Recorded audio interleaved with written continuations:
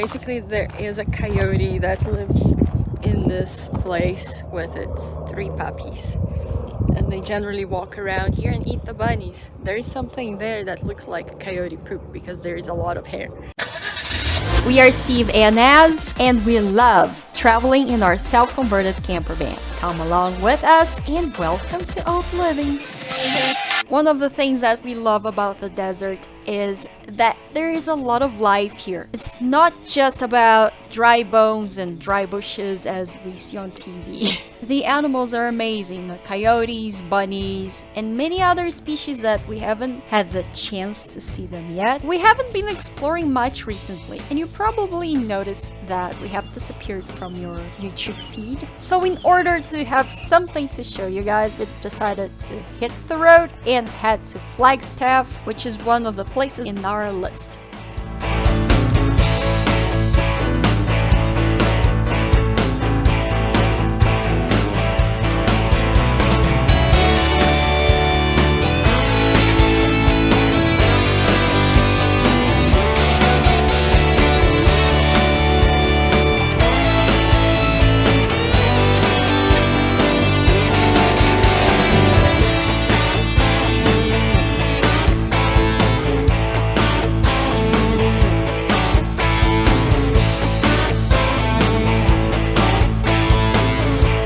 So we're driving on our way up to Payson, Arizona, and we've traveled up, and it was about 104 when we started, and now it's about 93. So we've gone up in elevation and it's getting cooler. After Payson, we're looking to go to Flagstaff, Arizona.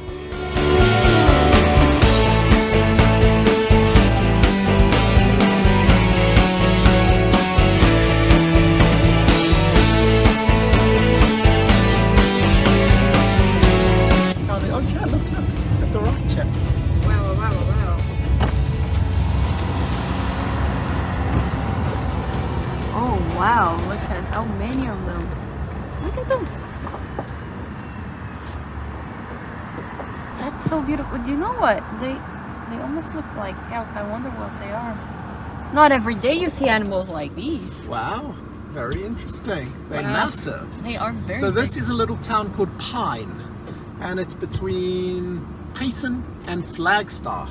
But we need to head on because the sun is going down and we don't want to be driving in the dark. As you drive from Mesa to Flagstaff, you start to see these American towns. If you guys are from outside the USA, because there is a lot of people that watch us from South Africa, it's the typical cities you generally see in movies, and they are very sweet. Now it's getting dark and the camera will not show as much. Around Mesa and Phoenix area, it's very arid. There are tons of cacti, and as you drive from there to here, the vegetation changes drastically. You start to get these small little conifers closer to the ground, and eventually now we're in where these big pine trees, fairly big pine trees. And higher elevation. Yeah, high elevation. And it gets colder and colder and colder. So we were at like 100, over 100 when we left. It was 104, I think. And then in Payson, it was, I think, about 94. And now it's or maybe 75. 85. And now it's 75. Of course, it's getting cooler in the day as well. But as you travel up with elevation, it gets cooler and the vegetation really changes. So the thing is, we arrived in Flagstaff and we came to pay a visit to our van life friends, Adam and Nicole from Skylark Shuttle Bus. And right now we are following them into a nice spot for the night in the woods. You can see it's pretty. It's quite dusty out here, and I know our van will appreciate a good wash at some point.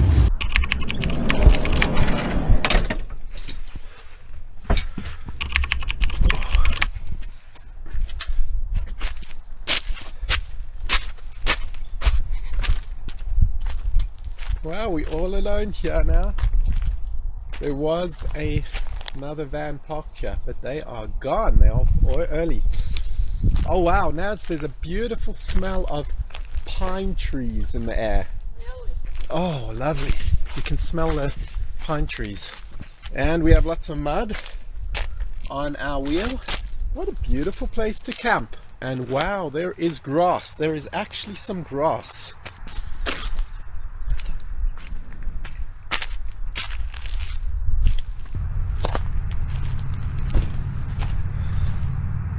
Some flowers here. There's Vanilda and wifey.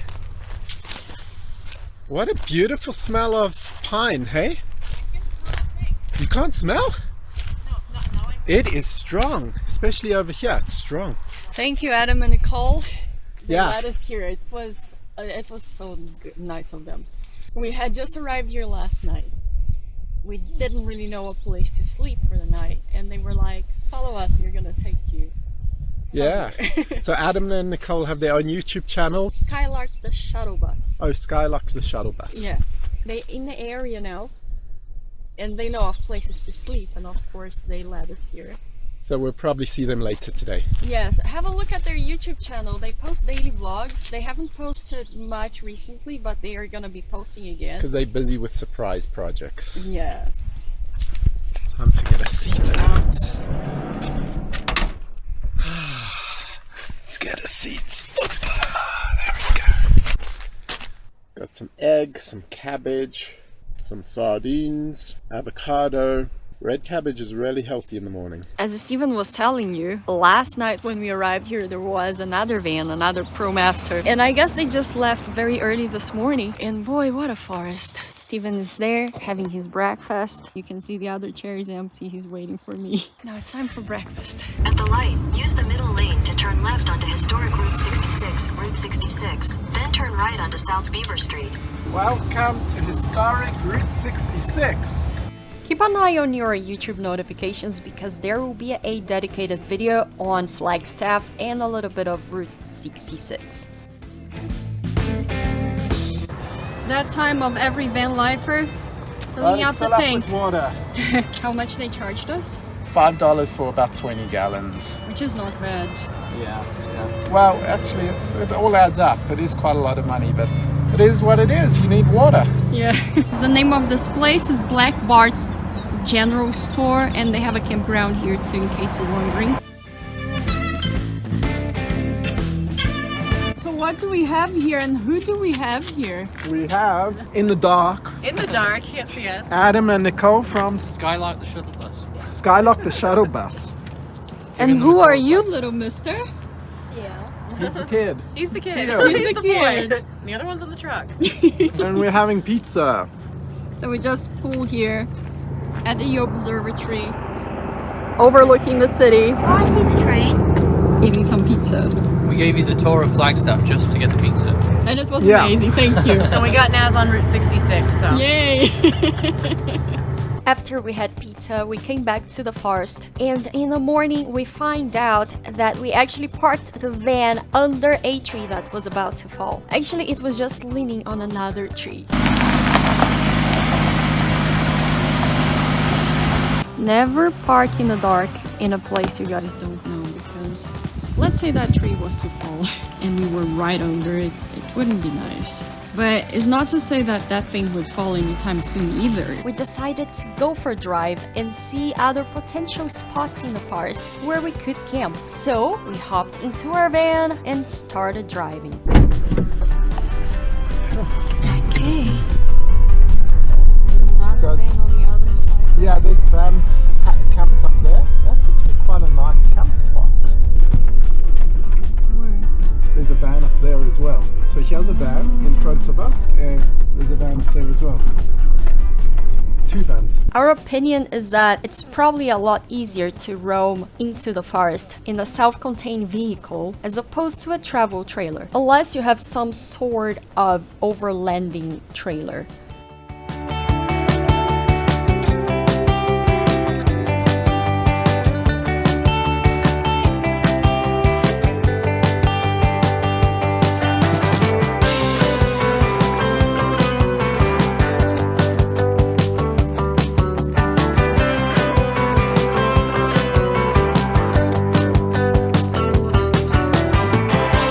So the good thing about iOverland is it shows many of the places where you can camp overnight for free. Up this road it's got one spot, that it shows. But as you can see, there's like many spots that people camp along. Go up this gradient again. Yeah. Whoa. That's fine. Wheels span a bit. Okay, we're on our way again. So this is the road we went up a long way last night, and it just carried on and on and on and on and on. So let's take you guys up, and you can see it carry on and on and on. And at least in the daytime we'll be able to see more what's going on. Oh look, they're logging some of the forest here, some of the smaller trees.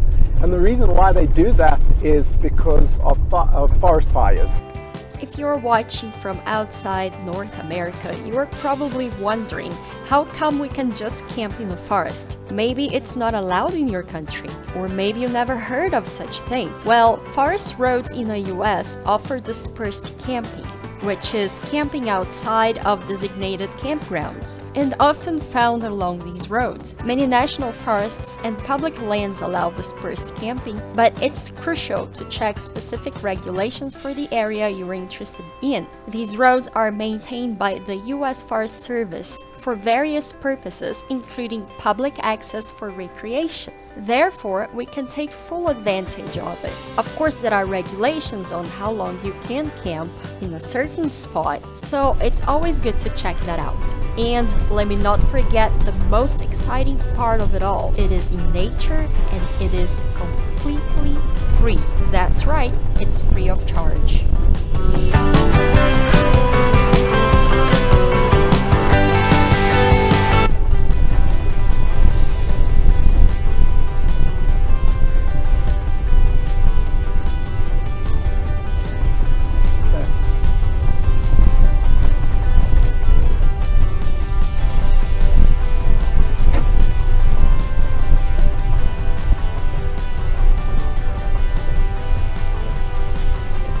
Wow, look at all these trees, like tons of trees on the side.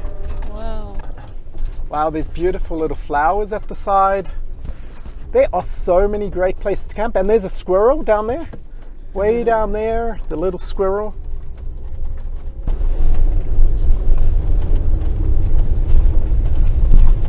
And here we are coming to the main road, guys. Welcome back to civilization. We're almost that. What do you want to do now, wifey? I think I want to cook some lunch. Cook some lunch. Yes.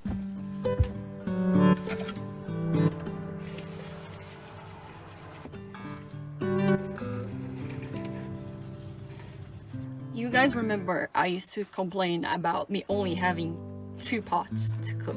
Now I have a nice set of pots. It's a Magma, if you guys want to look on Amazon. Very good set. The handle actually comes off, which makes it easier to store food in the fridge. If I want to bake a cake in a small area like a van, this is like, wow.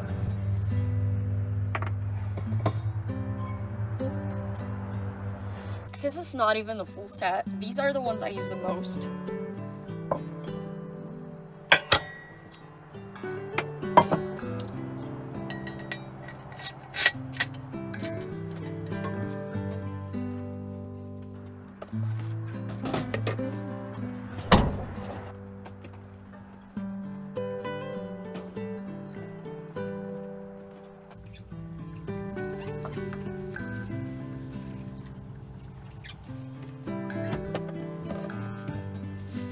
They say this is already washed and ready to eat, so I don't trust it.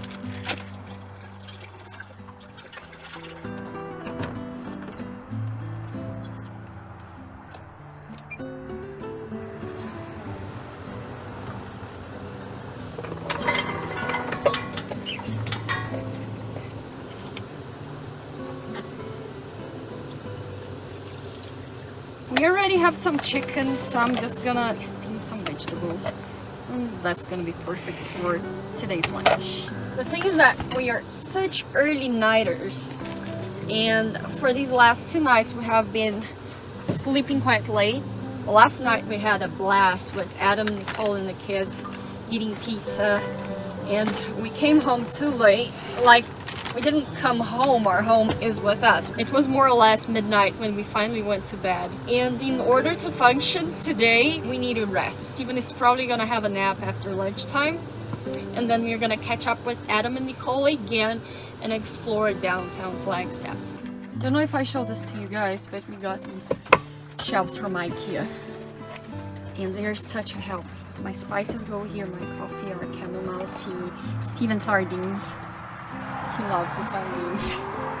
Okay, let's eat now. We have vegetables and steamed chicken. Chicken and steamed vegetables.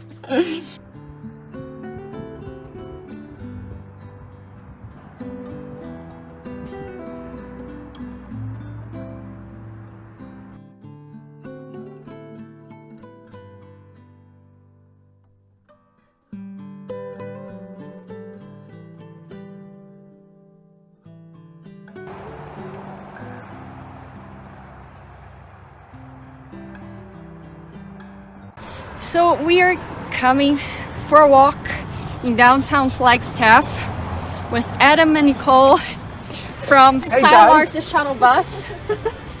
And it's our first time for all of us